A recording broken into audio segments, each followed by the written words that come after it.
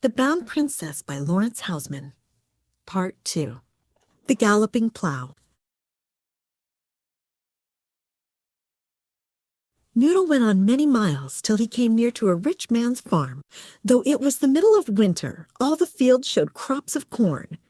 In progress, here it was in thin blade, and here green, but in full. Here and here it was ripe and ready for harvest. "How is this," he said to the first man he met, "that you have corn here in the middle of winter?" "Ah," said the man, "you have not heard of the galloping plough. You too have to fall under bondage to my master." "What is your master?" inquired Noodle, "and in what bondage does he bind men?" "My master, and your master that shall soon be," answered the old man, "is the owner of all this land and the farmer of it. He is rich and sleek, and fat like his own furrows, for he has the galloping plough as his possession." "Ah, that! 'Tis a very miracle, a wonder, a thing to catch at the heartstrings of all beholders. It shines like a moonbeam, and is better than an Arab mare for swiftness. It warms the very ground that it enters, so that seeds take root in spring, though it be the middle of winter. No man sees it but what he loses his heart to it and sells his freedom for the possession of it. All here are men like myself who have become slaves because of that desire. You also, when you see it, will become slave to it." Noodle went on through the summer and the spring corn till he came to bare fields. Ahead of him on a hilltop he saw the farmer himself, sleek and rosy, and of full paunch, lolling like a lord at his ease, yet with a working eye in the midst of his leisure. To and fro, up to him and back, shot a silver gleam over the purple brown of the fields, and Noodle's heart gave a thump at the sight, for the spell of the galloping plough was on him. Now and then he heard a clear sound that startled him with its note. It was like the sweet whistling cry of a bird many times multiplied. Ever when the silver gleam of the plough had run its farthest from the farmer, the cry sounded, and at the sound the gleam wavered and stayed, and flew back dartingly to the farmer's side. So Noodle understood how. This was the farmer's signal for the plough to return, and the plough knew it as a horse its master's voice, and came so fast that the wind whistled against its silver side. As he watched, Noodle's heart went down into the valley and up the hillside, following in the track of the galloping plough. "I can never be happy again," thought he. "Either I must possess it or must die." He came to the farmer where he sat calling his plough to him and letting it go, and the farmer smiled, the wide, indulgent smile of a man who knows that a bargain is about to fall his way. "What is the price," asked Noodle, "of yonder galloping plough that runs like an Arab mare and returns to you at your call?"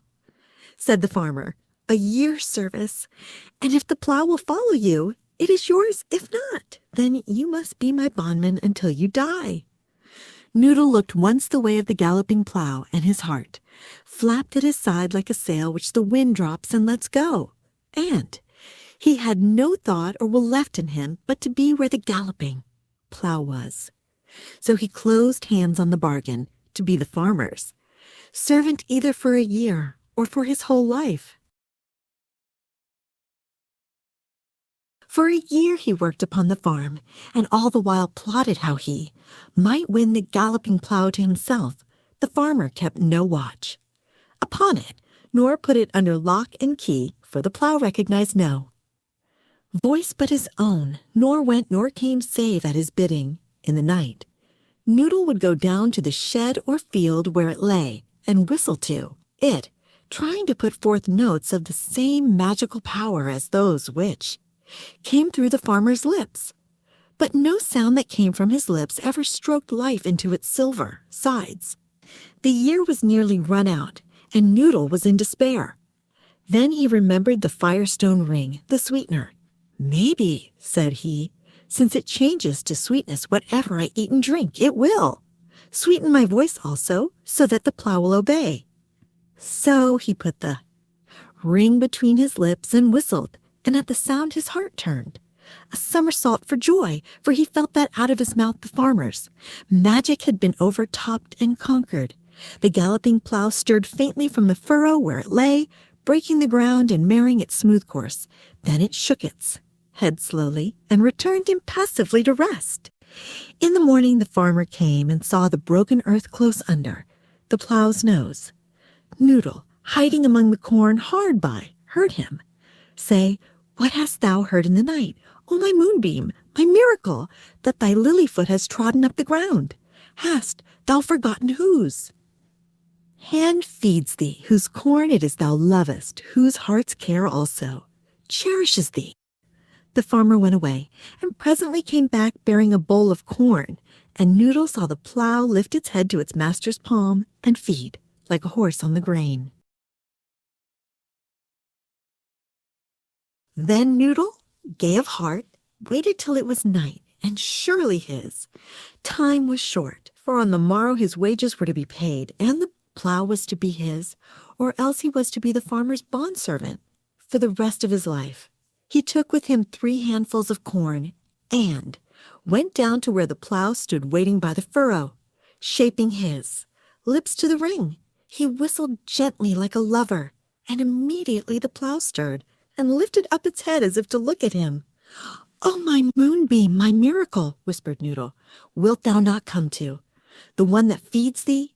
And he held out a handful of corn.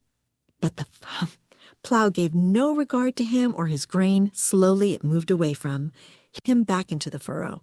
Then Noodle laughed softly and dropped his ring, the sweetener, into the hand that held the grain, and barely had he offered the corn before he felt the silver plough nozzling at his palm and eating as a horse eats from the hand of its master. Then he whistled again, placing the sweetener back between his lips, and the galloping plough sprang after him and followed at his heels like a dog. So, finding himself its master, he bid it stay for the night, and in the morning he said to the farmer, "Give me my wages and let me go." And the farmer laughed, saying, "Take your wages and go."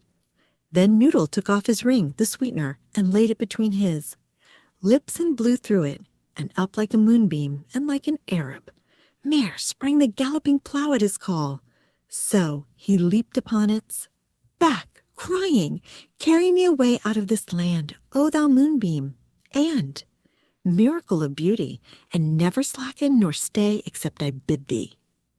Vainly the farmer, borne down on a torrent of rage and amazement, whistled his best, and threw corn and rice from the rear, for the whistling of Noodle was sweeter to the ear, and his corn sweeter to the taste, and he nearer to the heart of the galloping plough than was the old master whom it left behind.